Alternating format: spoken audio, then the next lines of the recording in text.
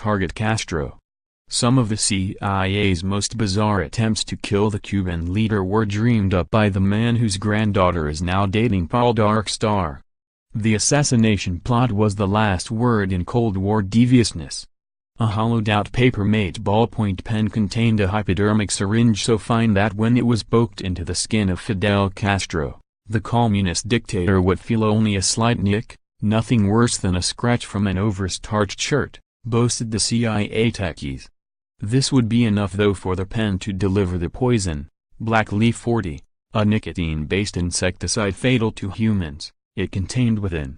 The great man and his army of bodyguards would suspect nothing, CIA operatives assured the would-be assassin at a secret meeting in Paris on November 22, 1963. Major Orlando Cuba Secates, a Cuban army officer and revolutionary comrade of Castro who was plotting to replace him, wasn't too impressed. He'd have preferred a high-powered, silenced rifle with a telescopic sight rather than this toy, he complained. Even so, he put the pen in his pocket, hoping to find a more lethal poison later. He never got the chance to use it. However, as President John F. Kennedy was assassinated the same day, and with him, the U.S. determination to kill the Cuban dictator. As for the man who had devised the plot and recruited Cuba in Paris weeks earlier, CIA Deputy Director and Head of Operations Desmond Fitzgerald would always complain that the U.S. missed its chance to take down Fidel. But plots and subterfuge of a different kind now enfold the CIA chief's granddaughter, and, oddly, the setting is once again Paris. It emerged at the weekend that Caitlin Fitzgerald is the mystery woman in the life of Poldark's Aidan Turner, who turns 35 today. The actress, also 35, was spotted with him during a romantic trip to the French capital. They met last year when making the forthcoming film The Man Who Killed Hitler and Then the Bigfoot. Her grandfather was one of the stalwarts of the CIA's Department of Dirty Tricks, officially known as the Directorate of Plans. Fitzgerald was adventurous and charming, but also autocratic and pompous. He joined the CIA in 1950 and cut his teeth directing operations against communist China. He was not always successful. When Fitzgerald armed the leader of a 12,000-strong group of anti-communist insurgents, instead of attacking China, the man set himself up as a drug lord.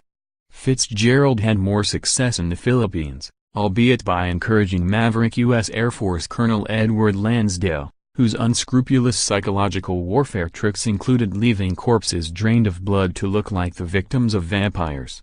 Fitzgerald urged his operatives that we are here not to monitor communism, we are here to destroy it.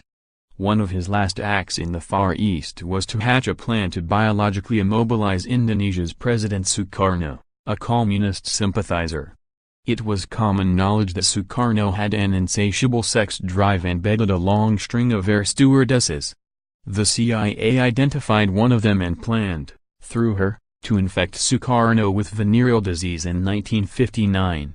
We did find a stewardess whose job it was to keep him happy, but even at our worst, we couldn't do it, said Bob King, a former CIA official. The agency was to do a lot worse in years to come.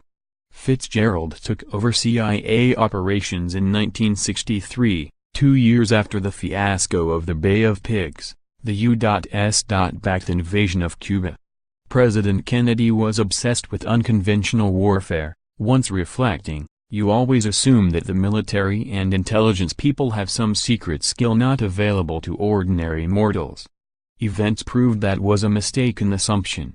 Fitzgerald's predecessors came up with various far-fetched ideas, most famously a box of 50 Cohiba cigars, Castro's favorite, dusted with the deadly botulinum toxin. They were never delivered amid doubts that he would ever smoke them. The agency also recruited Castro's lover, Merida Lawrence, who was to have poisoned his evening cup of hot milk. That plot curdled, too, after she concealed the pills in cold cream and ruined them. When Fitzgerald took over, the ideas got even madder. To be fair, he was goaded continually by JFK and his brother, Robert, after the 1962 Cuban Missile Crisis brought the world near to catastrophe. Fitzgerald and another senior CIA official would think up operations over lunch, said ex-agency official Chester Cooper. It might start in jest, but about halfway through they'd begin to believe they could work it out. Keen to at least destabilize Castro, Fitzgerald brought in Colonel Lansdale, who came up with a stream of wacky ideas. The most outrageous involved helicopters at night equipped with searchlights and loudspeakers to pose as the Eye of God. Lansdale proposed to flood Catholic Cuba with rumors of a second coming in the hope that Castro would be seen as the Antichrist. As a final apocalyptic touch, Lansdale wanted a U.S. submarine to surface off the coast in darkness and fill the sky with starbursts. Colleagues mockingly dubbed his crazy plan elimination by illumination. It never left the drawing board. Nor did many of Fitzgerald's bold plans to kill Castro. The dictator was a keen scuba diver, and the CIA developed a wetsuit impregnated with fungus spores that would cause a chronic skin disease. The mouthpiece on the breathing apparatus was treated with tuberculosis bacteria. The suit was to have been delivered by a lawyer negotiating the return of Bay of Pigs prisoners to the U.S., but the priority was to kill Castro without America being blamed, which seemed impossible this way. The CIA worked out the stretch of coral reef where Castro liked to swim.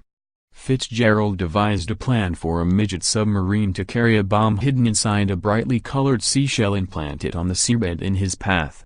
Of course, he'd pick it up, Fitzgerald told skeptics. Yet again, blowing up the seabed was hardly subtle, so the plan was dropped. Fitzgerald became so desperate to find an assassin he ignored pleas not to go